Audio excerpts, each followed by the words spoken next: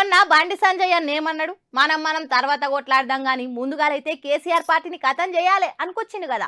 ఇక అప్పటి సంది బీజేపీ కాంగ్రెస్ ఒక్కటైనరు బీఆర్ఎస్ మీద కుట్రలు చేసిండ్రని బీఆర్ఎస్ వాళ్ళు మండి పడుతున్నారు. ఇక ఇప్పుడు ఓ పేపర్ల రాసిన ముచ్చట పెద్దగా తరలేపుతుంది.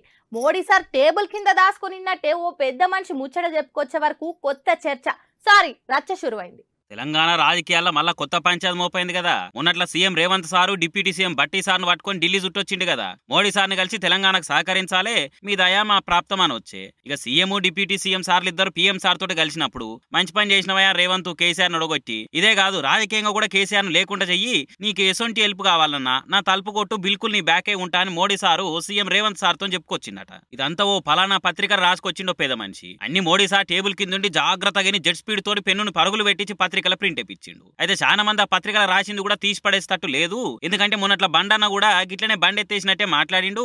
మనం కొట్లాడదాం కానీ నడిమిట్ల కేసీఆర్ ఎందుకు, ఆయన పని పట్టాలి రేవంత్ అని చెప్పుడు చూస్తుంటే తెలంగాణలో బీజేపీ కాంగ్రెస్ ఒక్కటై రన ముచ్చట మూసీ నది నీళ్ళంత తేటగా అర్థమైందని బీఆర్ఎస్ వాళ్ళు గరమవుతున్నారు. ఉద్యమం నుంచే మమ్మల్ని ఏం చేయలేకపోయిర్రు, ఇప్పుడేం చేస్తారో అని కేటీఆర్ సార్ కౌంటర్ ఇచ్చిండు. ఇసొంటోళ్ళని బొచ్చడు మందిని చూసినామని చెప్తున్నారు. కానీ మొన్న లండన్ లో కూడా రేవంత్ సార్ బీఆర్ఎస్ ను 100 మీటర్ల లోతుల లేవకుండా తొక్కుతామని గట్టిగానే వార్నింగ్ ఇచ్చిండు. పులి బయలెళ్ళింది అని బీఆర్ఎస్ వాళ్ళు అంటే రానీర్ బోన్ కూడా రెడీగా ఉంచినమని కౌంటర్ ఇచ్చిండు. పులి పంజా చేస్తందుకు వస్తుంది అని అంటే రానీర్ వల్ల కూడా పట్టుకునే ఉన్నామని మాటకు మాట తగ్గపరు జవాబిస్తుండ్రు రేవంత్ రెడ్డి సారు. అటు బీఆర్ఎస్ వాళ్ళు కూడా కేసీఆర్ సార్ రీఎంట్రీ ఇస్తే వాళ్ళకు నెక్స్ట్ బర్త్డే ఉండదు అన్నట్టు కేజీఎఫ్ లో హీరోకి ఎలివేషన్ ఇచ్చినట్టే ఇస్తున్నారు. అటు పార్లమెంట్ లో బీఆర్ఎస్ కు ఒక్క సీట్ రావద్దన్న గట్టి పట్టు మీద బీజేపీ కాంగ్రెస్ వాళ్ళు పనిచేస్తున్నారు. వస్తగిస్తే మనకే రావాలి కానీ కారు గుర్తునే గుర్తుకు లేకుండా చేయాలని ఇకమతులు చేస్తున్నారు. అటు కారు గుర్తు లీడర్లు సమీక్ష మీటింగ్లని ఎంచుకున్న వాళ్ళని పిలిచి మామా అనిపిస్తున్నారు కానీ కింది స్థాయి కార్యకర్తలు పార్టీ పరిస్థితి గురించి పెద్దోళ్ళకి చెప్పుకునే ఛాన్స్ ఇవ్వకుండా మళ్ళీ గదే తప్పు చేస్తున్నారని హార్డ్ కోర్ కార్యకర్తలు బుగులు పడుతున్నారు. చెప్పంగినకపోతే షడంగా చూసుడే అవుతుందని చాలా మంది కారు కార్యకర్తలు కుత ఉడికిపోయి సోషల్ మీడియాలో పోస్టులు పెడుతున్నారు. పార్లమెంట్ లో క్లీన్ స్వీప్ చేస్తాము అని కార్ పార్టీలు మేకపోతు గాంభీర్యమే ప్రదర్శిస్తారు కానీ ఫీల్డ్ లెవెల్ పార్టీకి రాడు రంబోల పరిస్థితి ఉన్నదని సీనియర్లు యాడ్ చేస్తున్నారట.